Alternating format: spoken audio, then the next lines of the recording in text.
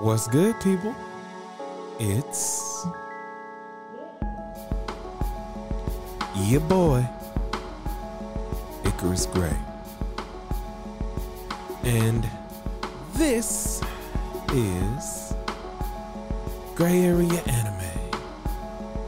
And we are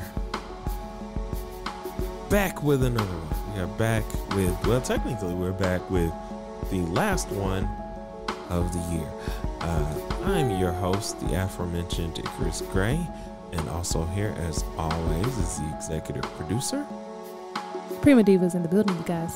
Wonderful and lovely it is to see you guys again. We are glad to be back. Sorry for being away for so long. Yes, we start out hot and then we lose it a little bit. This work schedule and things is crazy. We're rebuking that. So, it's just things are changing. We're making some new doors open. I don't know what to say there, but we're making some changes. Basically, There's we're some upgrading, great things on the way, and changes. Trying to solidify better foundations. And we're still working on YouTube and everything. So we're trying to have a full frontal assault. I guess I need to add the yeah, third you need to word do something of Gray Area Anime content. Got some great things that I think are going to be really fun, and hopefully our hope is to build a community with the things that we're doing. So today, because this is your last episode of the year, I thought it would be cool to kind of go ahead and do our top 5. And you know how at the end of the year, a lot of people will do their top 10 lists of the decade and all this other stuff. So I wanted to do a couple of top 5s with Prima Diva here about, we want to do some gaming stuff because we don't get to do enough of that on this here podcast because we're always animeing and mangaing. Oh, what was that? So beautiful there. Today we're going to do a top 5 games we've ever played. Our top 5 game characters, and it doesn't have to be a protagonist or anything like that. It can be any character. And then we're going to do our top 5 animes that we've watched this year. Doesn't matter if it's a rewatch, doesn't matter if it's new, old, just the things that we watched and enjoyed. And then as a curveball at the end of the episode, we're going to throw a random one at each other and see if we can like make up a top 5 or something of like, oh yeah, I got one for girl you. Characters or something. I don't know, just something random, and we'll see kind of like where we end up. Cool. So with that, we're gonna start with top 5 games we've ever played, and I will let you go first, ladies first. So list the whole 5 or just one? Go back and forth. How do you want to do this? You can list the whole 5 because since we have 1, 2, 3. I have 2 5. honorable mentions. We got 5 lists we got to kind of go through. So you can go through them and kind of give all right. Your reasons. And actually, this will be a longer episode. Normally we're at like about 30 minutes, a little over 30. So we'll add a little bit more time. So that way you can really tell us about the games that you enjoyed and why you enjoyed them. Okay. So and if you recommend them. Highly recommend and each of the games I'm about to say. Small spoiler alert. They all come from one system. I was going to explain that. There's no judgments here. I am not opposed to PlayStation or any other system out there. I have only owned for a substantial amount of time with a number of games to Super Nintendo and an Xbox 360. That was the first system that I owned. Now, the Nintendo, I was young and I didn't really have the time to invest in games like that. And no one was buying me games. Though I did love Super Mario World. That was the only game that I really had. And Killer Instinct. Shout out to those of you who know what that is. But those weren't the games that they didn't make it into my top 5. Number one, because I've never beat either of them. So my top 5. So the first 4 don't really have much of an order to them. They're and you'll notice they all kind of have one thing in common, but aside from the system. But one of them, of course, is going to be Skyrim. I Are you putting them in game. any particular order, or are you just giving them? I'm gonna give the first 4, and then I'm gonna explain the last one. Are they in an order? Is what I'm saying. No, like are you ranking that's what I'm saying. them? These first 4 are not in any particular ranked order. The last one that I'm going to mention is number 1 of this list. Period. Okay, so there is a ranking. It's just these 4 can be interchanged. Yes, that's what I was explaining. Mm-hmm. Okay. So the first one I want to mention is Skyrim, Elder Scrolls 6. I think it is. Is it Elder Scrolls 5? I think it's Elder Scrolls 5. I don't know. It's 5. What number Skyrim they're on. Is 5, I believe. But I love that game. It's like one of those games that I used to. I've played this game through at least 4 times at this point. I'm on my 4th playthrough. And when I was going through a really tough time in my life, like literally, it was so peaceful to just come back and fight some dragons. Like that really did help me. That was a very peaceful place for me to be because there was not, Skyrim's not, you don't have to, there's not too many puzzles. Like you don't have to think too hard. It's just kind of one of those places you can kind of go and just relax. You just do whatever mission you want in whatever order. It's not really much pressure there. It's just fun. Another one from this list is BioShock. All 3 of them, even though the 3rd one just completely destroyed me and broke my heart. I really enjoyed that series. I thought the characters were really great. I thought the stories and the world was another one. We'll do series because that's a little cheating. Yeah, because I guess I have 2 trilogies on here. One of them is BioShock. You can guess what the other one is. But again, the characters in the world of BioShock, so beautiful. It's so compelling to want to visit these places, this underwater place, and this place that's hidden in the sky. Like everything about it was just such. It was just a fun place to be, even though it was a dark story. And that's what made the one BioShock Infinite so fun was that, at this point, what to expect. You know that there's nothing bright about this place. Like, even though the sun never sets here, there is nothing bright about this place. And so it was just beautiful. It was a beautifully told story. I love the writing. And then Mass Effect, the trilogy, the first trilogy. I don't know nothing about Andromeda. I know about it. I'm still playing through it, but it's not nearly as impactful. I played that trilogy twice. It was fantastic both times. I still haven't finished the 3rd one. Don't judge me. It's just because I just don't want to let those characters go yet. It's so hard to say goodbye, literally. But I plan to finish it soon. And then the next one is Red Dead Redemption because, come on, John Marston, he's the man, period. And you'll see him back in a minute. But the number 1 of this whole list is on here because it's the first game that I got to play from beginning to end, and I really loved everything about it, and that's Wet. It was an Xbox 360 game. It was about a woman who was basically taking down all these gangs. Like, I can't remember the lore, like the actual lore of why she ended up taking them down, but she's this badass, like, and it was so fun. Everything about this game was just so fun to play. Anyone who's played this game, when I say like the airplane one where you jump out of the burning plane, you know what I'm talking about? That was so freaking cool. It was so hard, but it was so good. I loved that game so much. That was the first game that I've completed. Like I said, the first game that really had an impact on me. Like everything about that game, I just thoroughly enjoyed. I don't know if it was like a rage situation where I was like, I've got to beat it or what, but I truly love that game. That's my number 1. So for me, I guess since I can kind of do this in your way, at least for one, 2K in general, just all of them. Yeah. Because it was the first place I could kind of get deeper into my love for basketball. I have friends who were diehard basketball fans, but that's not something that I really did a lot of. Even with my love of it. So being able to play and create my own characters made me feel like, even before we get to my players and everything else, when you could just create your player and put them on a team and run the season. And because my name is Gray, is easy to say, they've said my name in the game for a long time. They might not have called out like, oh, Joe Gray is on fire, but it was like Gray is getting put into the game or whatever the case may be. And so it's always been amazing for me. like especially once they started getting into the my player and like focusing on your character and your growth as a person, that's always been incredibly exhilarating for me. My next game on this will be Final Fantasy VIII,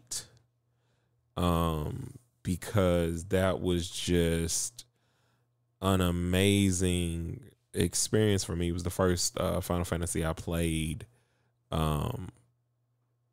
Pretty much, it was the first Final Fantasy I got to play. I got through the second disc. I didn't finish it. It is my favorite, even though I never finished it. The summoning system and everything was just phenomenal to me. They had a card game that was involved with it, and Squall is my favorite Final Fantasy character of all time.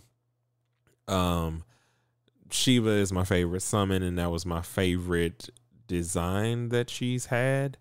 And it blew my mind. It was the first time that I saw life-sized models running around the world, because what Final Fantasy had done in Final Fantasy VII is they had like chibi characters kind of running around, and then in the battles they would be more true to life-sized. But with Final Fantasy VIII, the characters were all the same size throughout, and it was amazing, an amazing experience for me.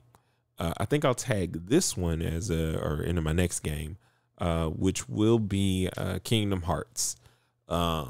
And it just fulfilled a need that I didn't know I had, which was Final Fantasy and Disney. And that wasn't something that I even thought possible as something that I would enjoy. But when I was going through a difficult time in high school, that game kind of got me through at the time. I think I beat it in like 2 or 3 days. It wasn't that long. Like I literally, like, that's all I was doing.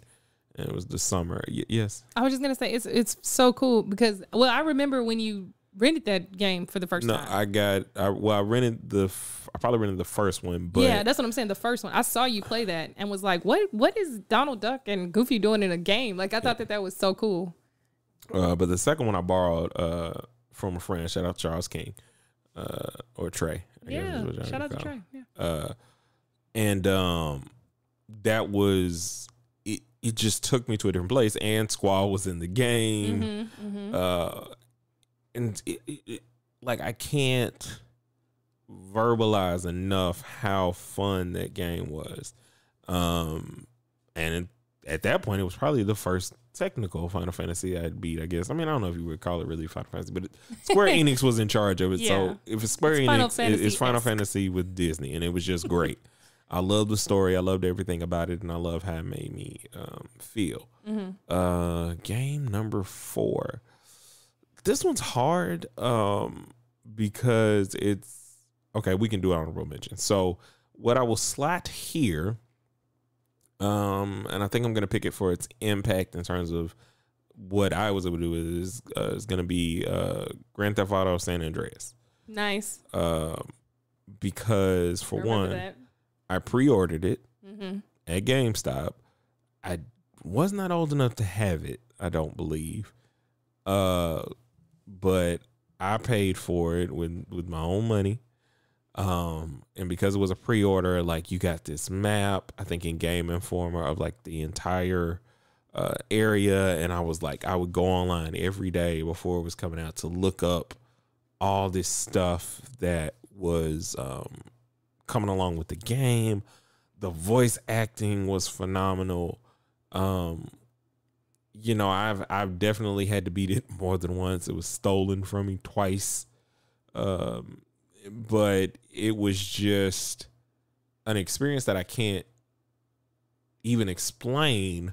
And it's difficult because it's just like one of those inviting moments where you're just in the game. You're like enjoying it. It's taking you to another place, and you're doing all of these bad things. Like you can go on dates or whatever with these girls, and you have to like actually go on a date. You could eat And you can make CJ fat, or you could work CJ out and get all buff and stuff as you're doing these missions. And it was so cool because it took Grand Theft Auto, which was already fun, and gave it slight real world RPG kind of elements a little bit. And I'm a huge RPG lover.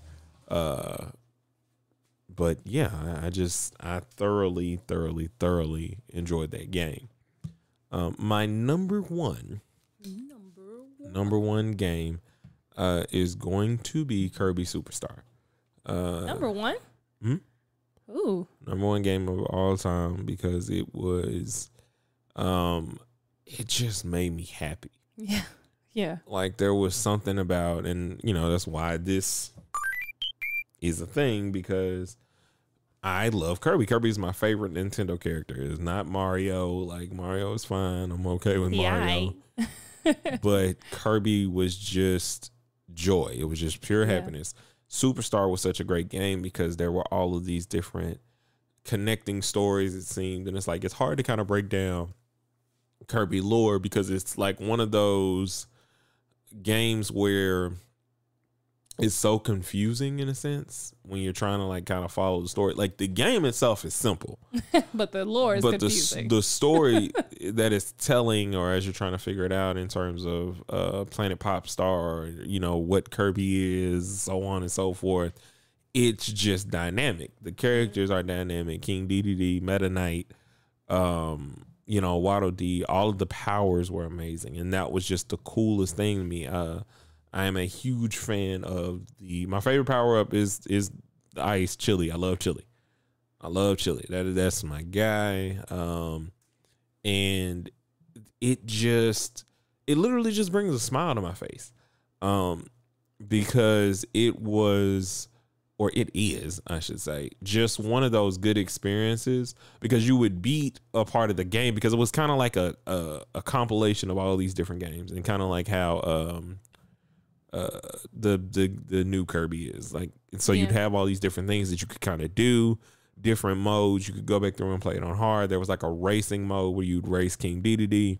Oh, nice. Through like this level, and your whole goal is to get food. So there's food sprinkled all throughout the level. It's a huge component. Like I just love Kirby. And the creator of Kirby is the Jesus. He also did Smash Brothers. So that was a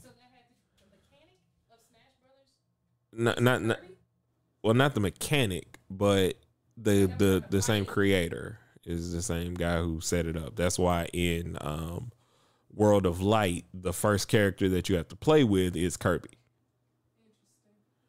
So it's like, it's just really cool. I cannot gush enough about it.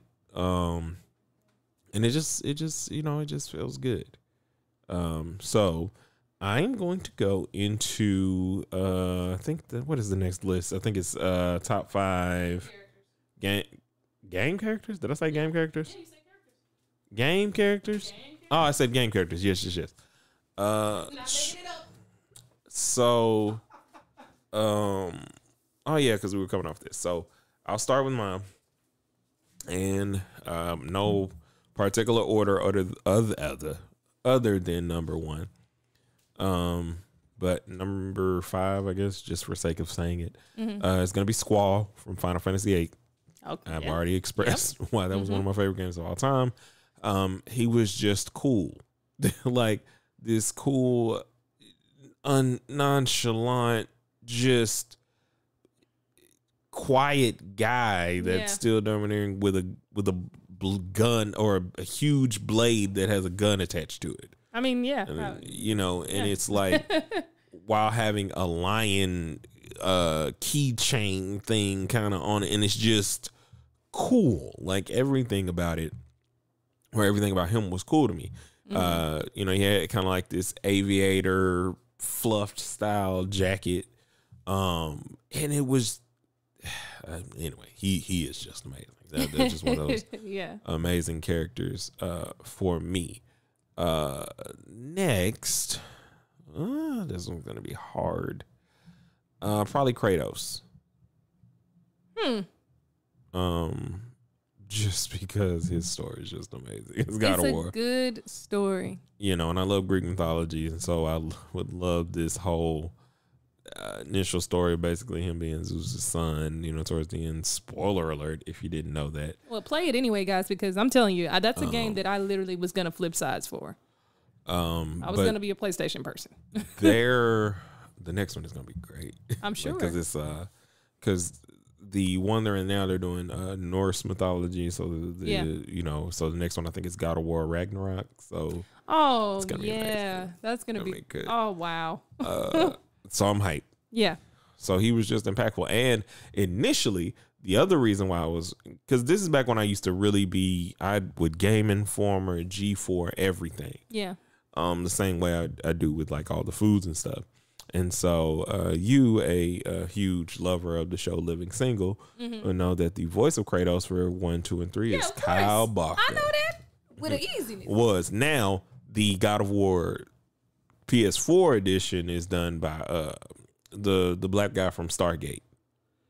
I can't think his name. Yeah, that's who he does. I love the consistency of that though, because the sounds of their voices is so perfect for the character. I still didn't know why they didn't bring back Kyle, or if he didn't want to reprise the role or what. But either way, he still he's one of the most amazing voices for that character. So that is 2?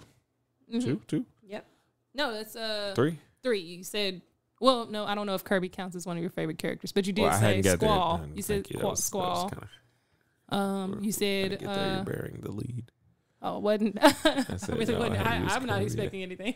That was gonna be number 1. I'm sorry. We'll get there, I was just saying that previous to us going into this, you were talking about Kirby, so that's what I was trying to get at. You know, game of all time that I've played. Yes, and then we went into Squall, and then you mentioned Kratos. Next. Oh, man. I've stumped myself. I should have written I thought you did. Mr. Make sure you plan, Prima Diva. Well, I knew for most of them I could remember. Do you want me to go to jog your memory, or what do you want to do? But I think I overextended myself a little bit. You're a busy man. But I'm going to go, technically... Cloud, I don't. Yeah. So Final Fantasy VII is still one of my favorite Final Fantasies. It's just not the top. Then again, same thing applies with him that does with Squall. Just cool. You know, bigger sword and just an amazingly dynamic character, especially with the remake. It's just been glorious to kind of experience this character. And I can't really say much more about Cloud. Because that's, you know, same thing with Squall. So the next, my favorite characters of all time, you know, second to best is probably, oh man, I gotta think back hard. I'll probably say CJ, you know, from San Andreas. Yeah. I mean, he seemed like a just because cool it was a cool thing to like play this gang banger, and that seemed to have more about him that he wanted to do. You know, he was coming back trying to just, you know, be cool. I have a question. And not deal with all these other people. What's the question? Did CJ live? Yes. Praise God. I never got to play San Andreas. You know, Rockstar like to kill people. I just wanted to make sure. Rockstar likes to kill people in Red Dead. No, they like to kill people, period. Okay. In Red Dead. Did nobody die in GTA 5? That's what you're trying to tell me? No, you make a choice as to whether or not, but they don't people have died to. in Liberty City though. You did have to choose between 2 people in Liberty City as well. Yeah, but the main character doesn't. It's more so praise like God for whether that. or not they're letting people go is a different thing. They like to kill people. It's really more of an impactful thing in Red Dead. Like I'm literally just leaning. Fine. That's what I'm saying. You Like, win. let's not. It's not winning. I'm not bitter. Okay. I'm and just I don't saying, appreciate you it. trying to make it seem like I am. Well, I'm saying you're trying to make it seem like they do this so spreadingly, they and they killed just dude did it. in L.A. Noire. That fool dead. Well, yeah, but okay then. That was anyway. I like that game too. Let me just say that. But anyways. Then, for number one, my number one should be no surprise. Or actually, excuse me, I need to go back. I'm going to remove CJ. Jigglypuff. I don't know how I did that. I'm just going to, my top two are going to be themed, obviously. But Jigglypuff was my favorite character in the game because I had watched the show and the Jigglypuff song was so soft and melodic, and Jigglypuff was just cool to me. Like, I ain't been into like every big, strong, cool person. Like, I like the characters that kind of had heart, the characters that kind of made you feel something. They're cute. Like, and it's cool. Yeah. Like, to me, to have that kind of duality of cuteness and strength at the same time. Yeah, I'm with it. And I wasn't like really big into I wasn't a big Pikachu fan. I was more of a Raichu guy. Myself. Raichu's cute. And that was my bag just because it was just like really, really cool. But Jigglypuff, from the onset, I was like, this is my dog. And so number one, it's obviously, again, we're going to come back to Kirby for my gaming characters that are my favorite. And I spoke on it when I was talking about the game, but it was one of the first characters I ever drew because obviously drawing Kirby is very easy, but still really cool. Like, just happiness. I can't express how much joy I get just from having this character. It's gotten me through so many different difficult times, and I've had Kirby involved in my life, whether it's like, pictures, games, all of this different stuff. And I wish I would have been able to play a lot more games. I recently purchased Kirby Triple Deluxe, which is a sequel to Superstar, which was, made me really, really happy. And it's not like a sequel in the way that we are traditionally it's trained not like a to continuation. sequels. Well, it is, but you just, it's again, like I said, the lore is something you just have to watch videos on it and kind of see that it's like, it starts from the ending of what happened or whatever at Superstar. So anyway, but it just makes me happy. It's the reason why I wanted to use him as the transformed copy mascot of our podcast. And it's kind of what got me into gaming and understanding all of these different things that I love and care about, because it's something that you're supposed to enjoy the games that you're playing. And with Kirby, you do that. You have these big, expansive worlds, and he is just this hungry guy. Most times that likes to eat and sleep. I mean, he's like a little baby that's fueled with superpowers, and you just kind of follow along on this journey. You're going on these places, and it just saves the world while eating all the food he can. And because that's how you do it, darn it. Copying these powers of his enemies. The bosses are dynamic. Krako and I said Krako because Krako is the most memorable for me, but the other enemies in Waddle Dee and the bombs and it's just great. I can't say enough about it. Place. And it just had the anime, and there were other parts about it that just kind of brought me to this point of enjoyment. Like, you can just play it and I'm not concerned with, am I great at it? Like, no, I'm good. And it's fun. And it's fun and we can do it. So those are my 5. If you don't take anything else away from this episode, guys, remember what Icarus said here, okay? You should be enjoying the games that you play. If you're not enjoying it, turn it off. That's what we have to tell ourselves when Call of Duty is getting too real. Moving on to my game characters. Oh, crap. And I forgot on my favorite games, my honorable mentions. Oh, I hadn't said any honorable mentions. I thought we were gonna wait till the end. Well, for the favorite games, we can go ahead and do them. Just Okay, like cool, so, the cool, honorable cool. mentions for my favorite games are Final Fantasy Tactics. Okay. Which is why I've been playing Disgaea 5 recently, is because I kind of missed that tactical thing that they did.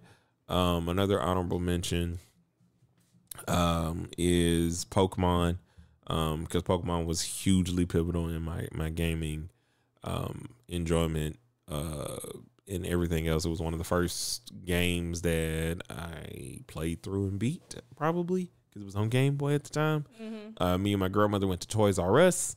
This is back when they didn't just have the games out in cases. You had to when you would go to Toys R Us, rest in peace, Toys R Us store. You would, in peace, man. I don't know if you Store. remember this. I don't know if you ever got to do it, but you would pull like a ticket.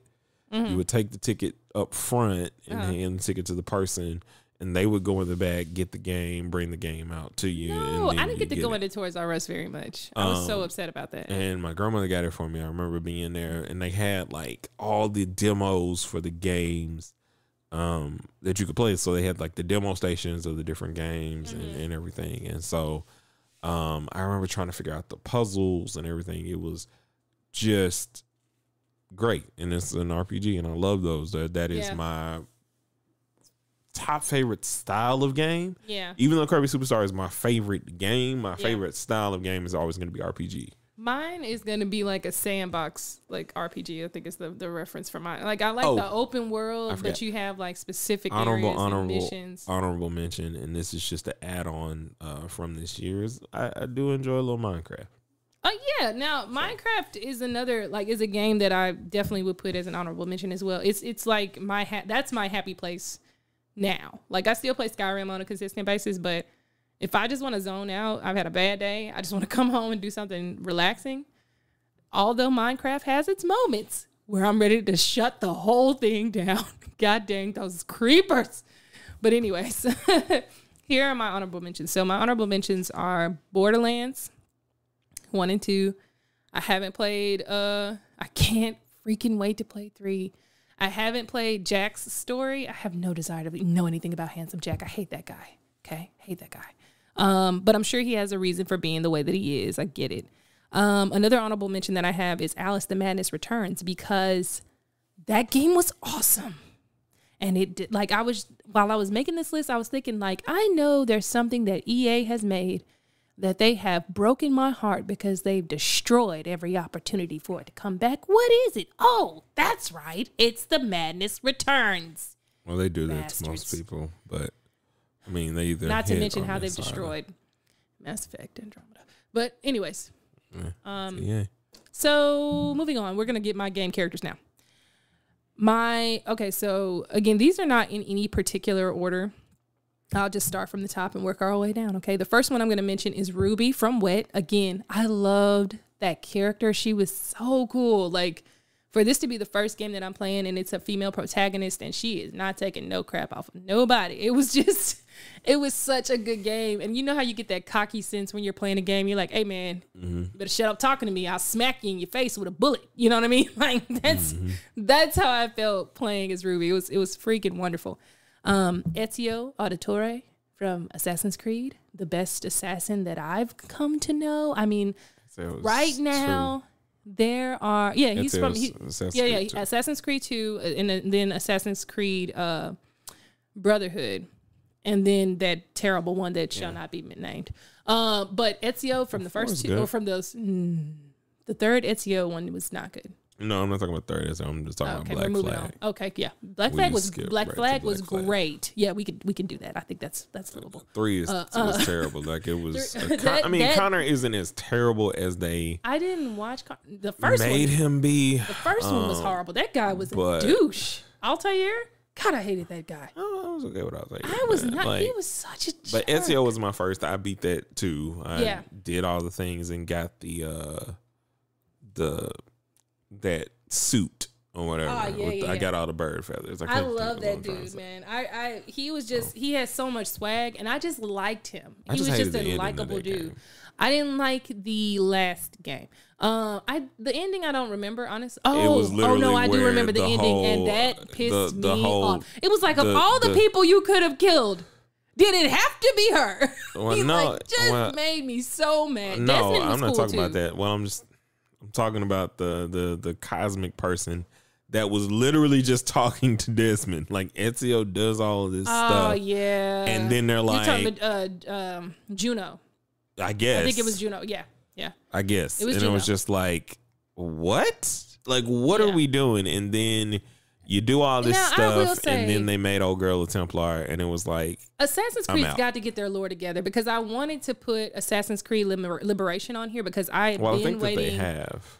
I don't know. I haven't seen the recent one. Because they've done Odyssey, and then, which was Egyptian. The Origins. Oh, Origins and then Odyssey. Okay, thank you. So what I'm trying to get at, though, is that when they did the thing that made me so angry about them is because I didn't like that the one person that we get, the one black female assassin we get in Liberation, has to become a Templar in the end and gets attacked by her assassin like teacher. Are you kidding? Like, that was the stupidest ending ever. But we're not talking about things I don't like. We're talking about characters I love.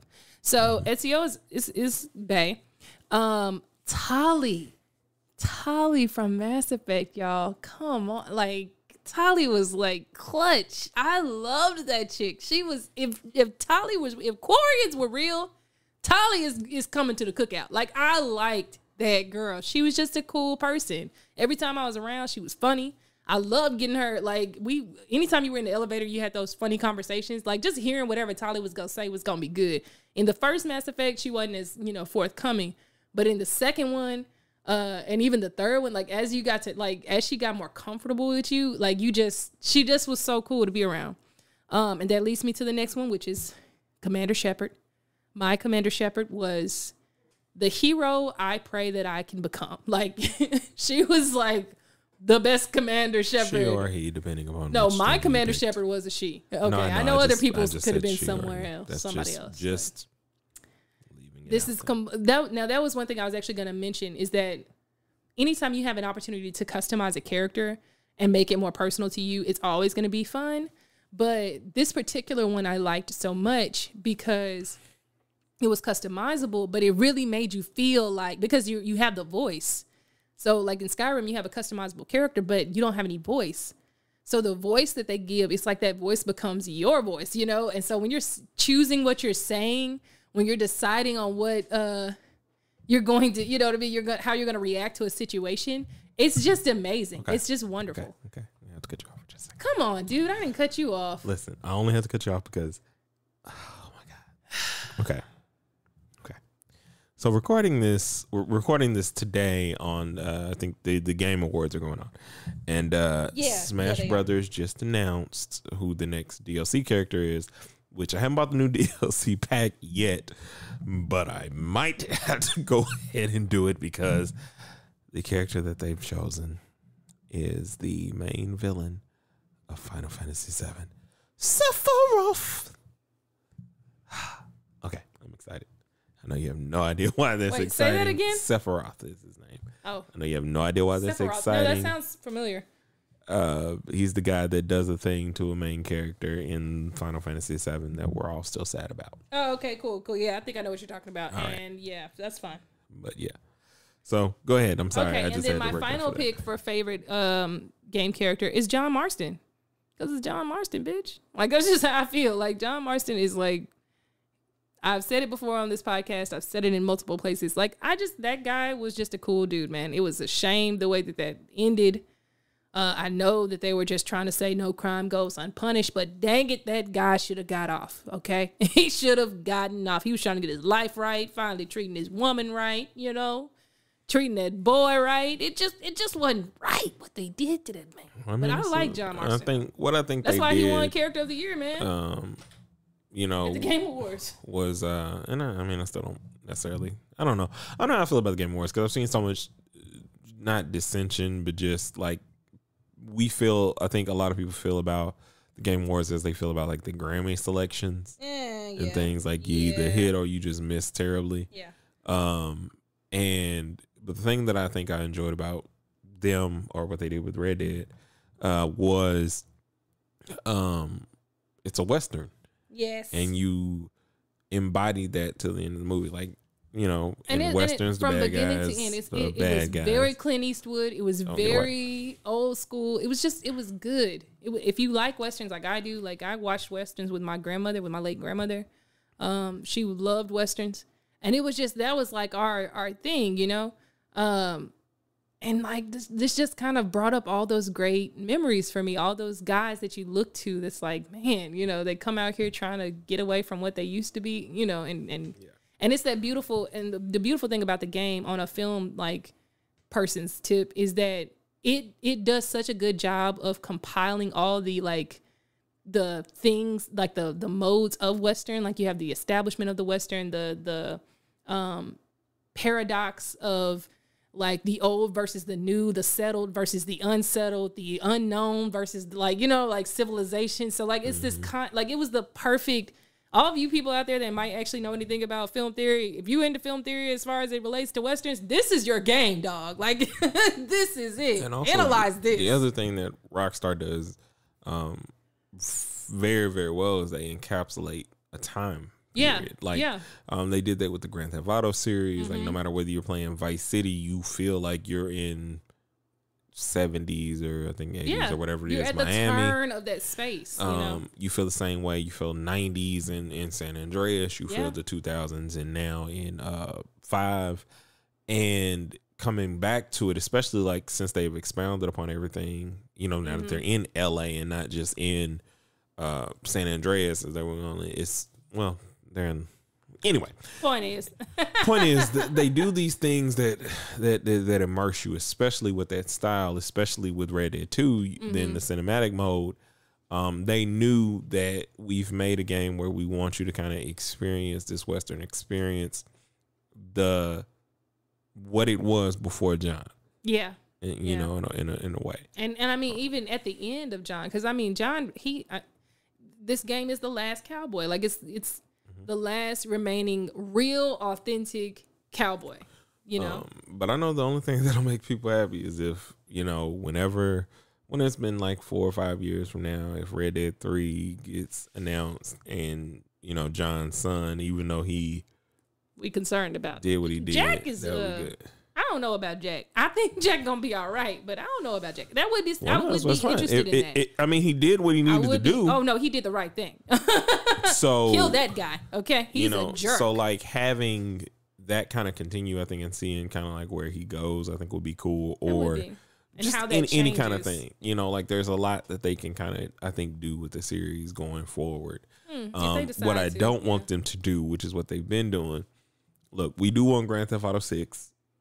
Stop y'all are doing too much. DLC foolishness. For the online stuff. I get it. They pulling, you know what they do? They pulling an Elder Scrolls Online. That's what they doing right now. I get it. And I understand because it's like every other month I'm like, okay. Where the game at though, Elder Scrolls? Bethesda? You know, what are you doing? But anyway. And so now we'll do our last planned one, and then we'll get quickly in our last ones. So we're gonna go top 5 animes that we have watched this year. So I'll start. Yeah, go ahead. Fire Force. Yes. Is on my list. Great. Is it wrong to pick up girls? Is it wrong to pick up Girls in Dungeon 3? Yes, another one, very good. And this is recent because it's going on now, but it's gonna top my list because I love that series. Ascendance of a Bookworm. We started. I've enjoyed. I think it's mostly because I've also enjoyed it because I've been watching it with my sister, and that's kind of like a bonding thing, and it's just a really cool and good anime. Now we're getting to dicey territory. Dicey, he says. So, last 2, man. I'm gonna have to either go. I'll go with Jujutsu Kaisen. Yeah, I figured that. It seemed like it was appealing to you. The animation style is just amazing. Like that is true. Story removes and whatever. No. I mean, the animation is the beautiful. Animation style is like is this where we're going? Is this like where we're gonna like? Future? Yeah. Is this the future of like these fights? Are these fights gonna be this well choreographed and animated in such a way that it just comes to life? That you feel the impact as people are like going through buildings. You feel the impact of the powers that they're using. And number one. ReZero. I mean, I don't know what else. I don't know what else y'all thought it was going to be here. I don't know what else y'all thought, man. Because again, like because of the like this has been something that has been with me for the past 4 or 5 years. But the duration of our relationship this second time around, like that's how long this has been with us. And we've been along with it for majority of the ride. In terms of reading, in terms of which I need to get back on, and I will. Thank the Lord.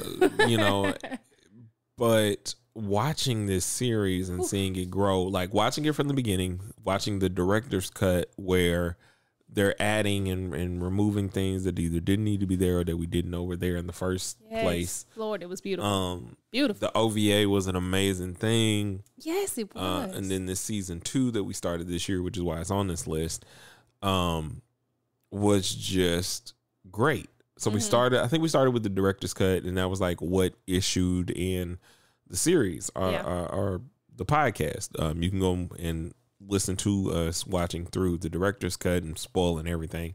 Yeah, go ahead. Do that. From the book. But it was still a lot of fun, and I can't. It's just great. It's one of those rides that even though I know what's about to happen, you just don't want to get off. I know what's going to happen because I've read it. And I'm still like, but how are you going to illustrate and show it? Because we're learning different things. They're butchering certain things. And then again, on the flip side of that too, seeing things has a different effect too than reading them, because sometimes in the reading it may have been unclear what they meant by certain things, but visually seeing it just adds another dimension to the enjoyment for the story. So yeah, I can see that. Honorable mentions will be Black Clover. Okay. Yeah. Because I am enjoying the story. I was shocked that wasn't on there. What else? I rewatched. I was rewatching Naruto, so that's kind of like on the list. Yeah. This year, I started to rewatch Rascal Does Not Dream Bunny Girl Senpai, but I'm not gonna. Don't take yourself through that. Honorable mention. No, I'm gonna finish it at some point because that makes me happy. That series is just good. Okay. And one more honorable mention. The villainous. My Second Life as a Villainous. Yeah. Yeah.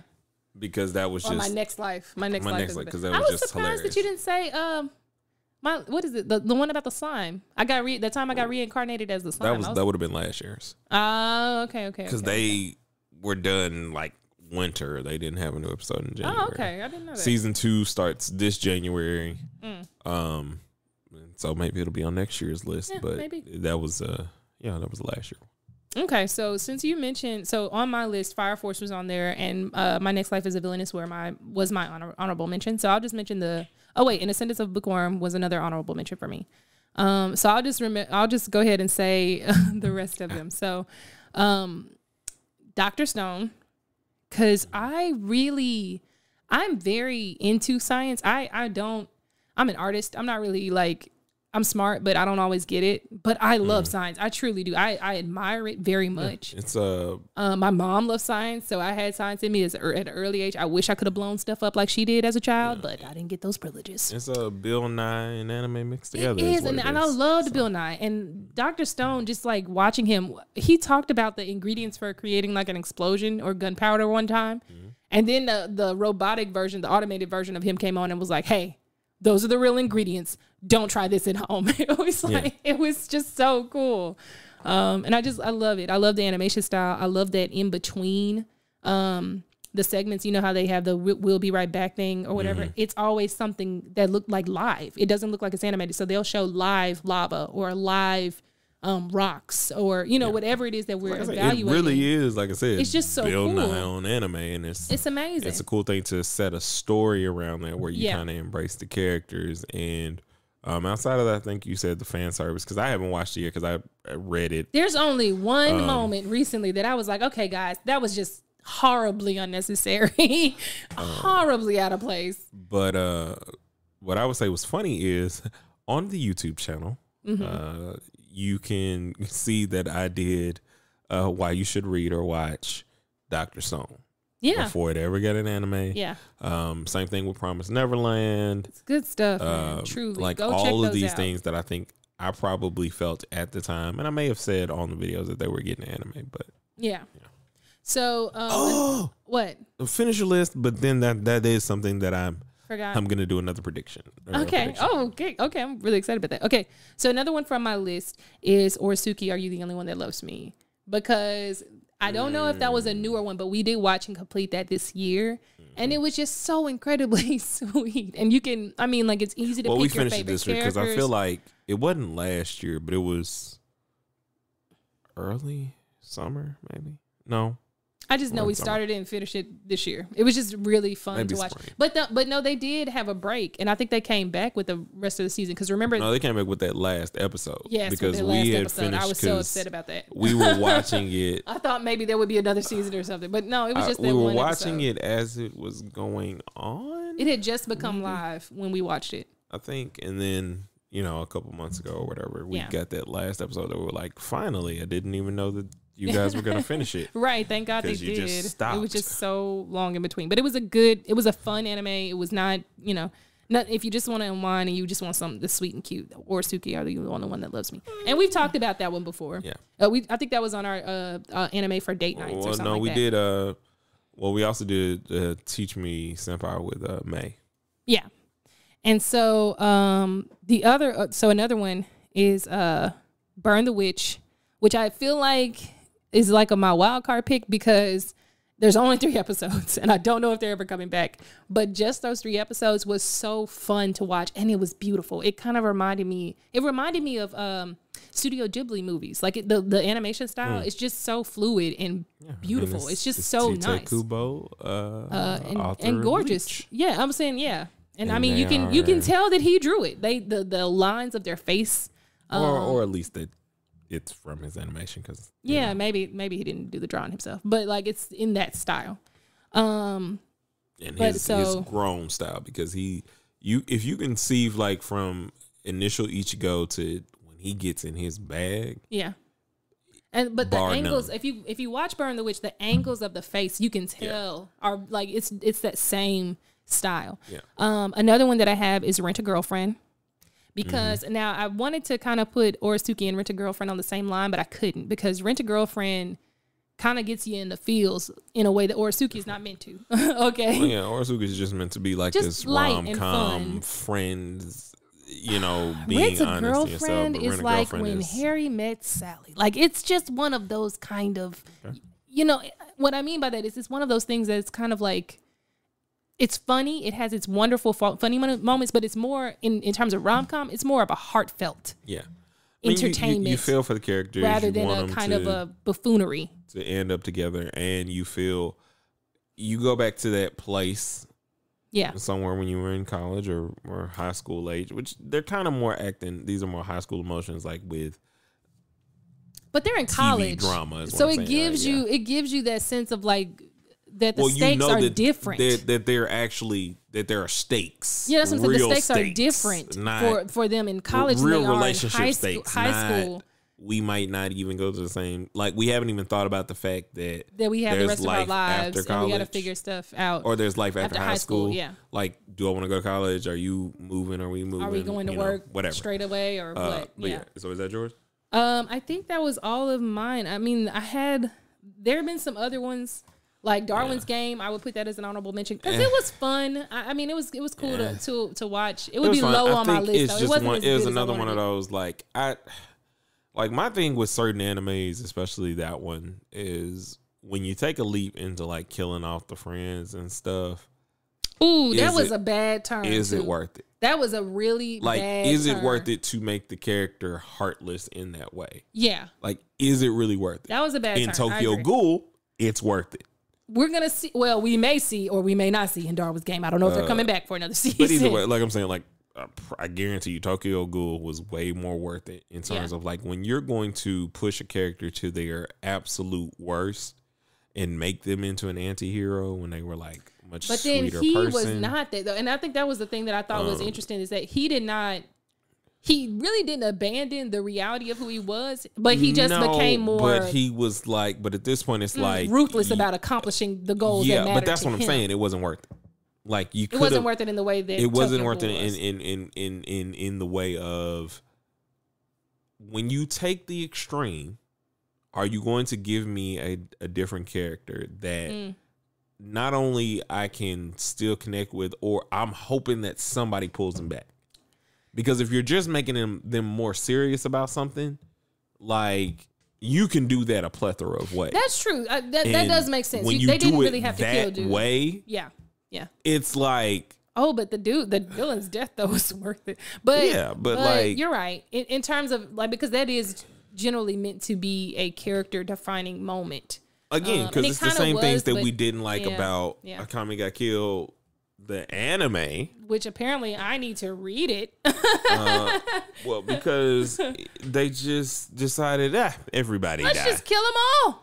Let's just and do it. And it was like it wasn't worth it. At the end, you get to the end and you're like, but that's how I felt about Puella. Like it felt like at the end of it just didn't feel worth the things. It didn't. It made a mockery of what the main girl was going through. It made a mockery of the girl that was her best friend old girl in Future Diaries had jumped through all these timelines. The difference between her and I think her name was Yukino in Future Diaries is that whole crazy in Future Diaries, okay? And she just came here to kill. But she came here to save. And that was the problem that I had that made it so upset about the anime is that, oh my God, like you wasted my time. Like, and just doing kind of like you didn't reward me for anything. But to not get too off track, I have my wild card. And this is something that I think might be easy, and you should be able to think about it. What are the top animes that you've watched with me? What's the one about drinks? Love is a Cocktail. Love is a Cocktail. Mm-hmm. ReZero. Mm-hmm. What is the World Only God Knows, or The World God Only Knows? Mm-hmm. The World Only God Knows. Only God Knows. Okay. I love watching that with you. It's just fun to see that guy. just to see his growth. It's a fun one. I'm trying to think of another one that I just really enjoy. I mean, obviously I liked watching Orisuke with you, and I really liked watching Tsundere's Children. Tsundere's Children. Mm-hmm. Like that was a good time watching that with you. Yeah, I'd say that might be probably my number one. If we were doing the same, that would probably be my number one, just because that is the most genuine gut laugh I think I've had watching something with you, where it's just like, oh, this is funny. Just every time I think about it, it's gonna make me laugh. It's just a good memory. So yeah, like it's the weirdest episode that we literally want to show everyone. You ready for my wild card? Yeah. Okay. Top 5 characters. I won't even say villains, but characters in anime that you hate, just cannot stand their asses. Excuse me, guys. Roswaal. I mean, that was number 1. y'all know our campaign on that Roswaal. Now. Don't come here unless you. Even though we haven't watched a lot of JoJo's Bizarre Adventure. I forgot about this. I had one wild card on character, on game character. I'll do that after. But go ahead. Even though we haven't watched a lot of JoJo's Bizarre, Dio. Oh, I hate him. You hate him so deeply. I hate him so deeply. Hate. Yeah. Ooh. Aizen is up there. I can't stand that fool. But Aizen got that ass kicked, and wasn't it a beautiful sight? Oh, the final Getsuga Tensho, which is my favorite. Top 3 anime transformations. Yeah. I don't know what else is on that list, but yeah, I do. But let's see, Frieza. Okay, Frieza. I could. Oh, that racist dude. Oh man. Yeah. Well, could not stand him. And then number one, the princess in Rising of the Shield Hero. I can't think of her name because I think they just started calling her bitch. Oh yeah, they did. Princess bitch. I know who you talking about. Yeah, they called her something. Rise of the Shield Hero is another one that I would definitely put on the list. That's a good one. Top 5, like, and these are mostly recent, just because I'm like picking from my brain and trying to think of like people I just despise. But she was super number one. Yeah. Like, well, Roswell's number one, but she's 1B. Yeah, I don't know, just by the time you get through episode 1 and you're just like, my God, they do not get lower than you, do they? Like, you are scum. Like, it's really bad. It's really bad. The dumb spear hero, like, I don't care nothing. Like, he's that stupid. Guy. He's like, you can tell that he's clearly a patsy. Like, he doesn't know anything. He's just dumb. And he's just dumb. As but a box of rocks. Like, just because there are characters who are maniacal and who plan things that you can come to appreciate and respect. I will never respect her. I will never respect that woman. No. So that was good. It was a good list, dude. Yeah. I'm on my little quick list. Yeah, so this year has been great. Yeah, it's been awesome to be here with you doing this show, to be a part of this. It's been awesome to be here with you guys, listeners, to get to know some of you guys and enjoy talking to y'all about how you feel about the show. Hoping to do a little bit more of that. So, here's what you need to be preparing for. Oh, yeah. We want to hear about your top 5s, and you can ask us some top 5s that we may not have talked about that you'd like to hear us talk about. We're going to totally watch Mojo, you guys. Do you agree with our picks?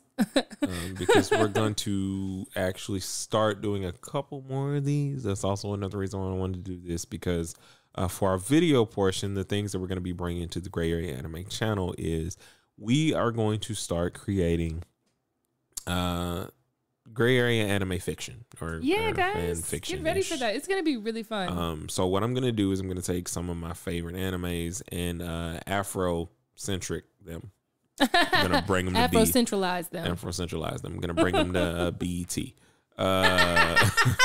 No, I'm not going to bring them to BET. I was not ready. But you know what the funk? No, I'm not gonna be doing that.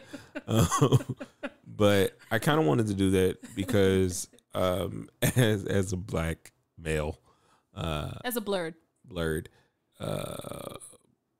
Blotaku. Wait, no. What?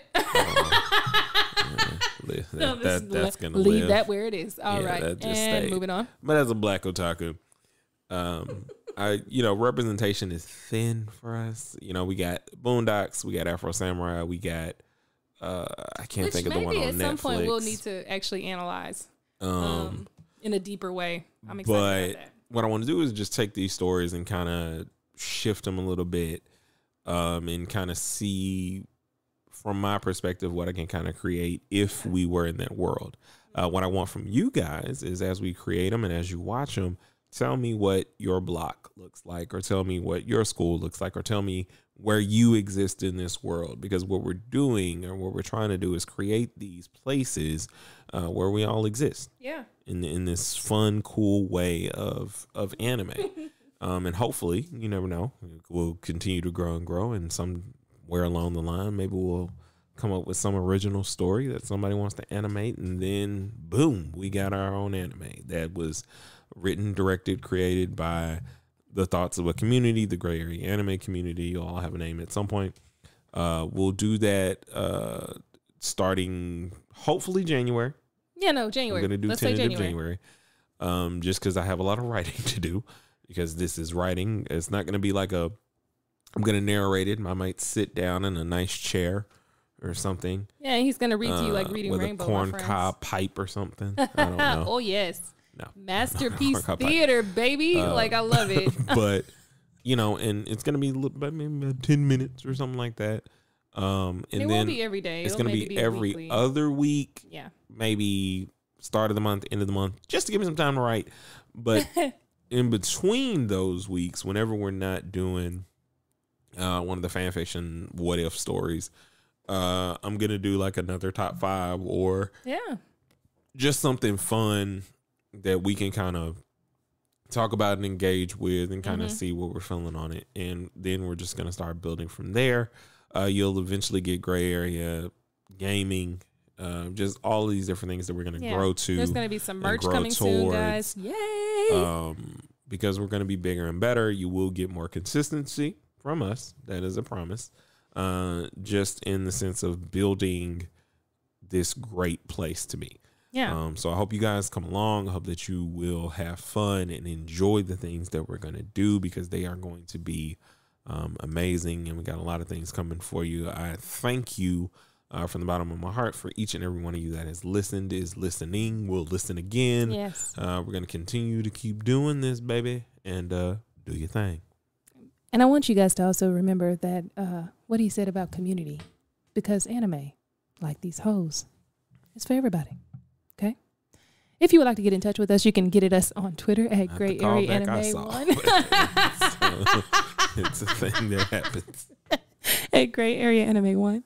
You can also get at us on Instagram and Facebook at Gray Area Anime. And if you would like to send us any of your suggestions for things that we should watch or review, just to talk to us, or comment on things that you think we can improve on the show, get at us at grayareaanime@gmail.com.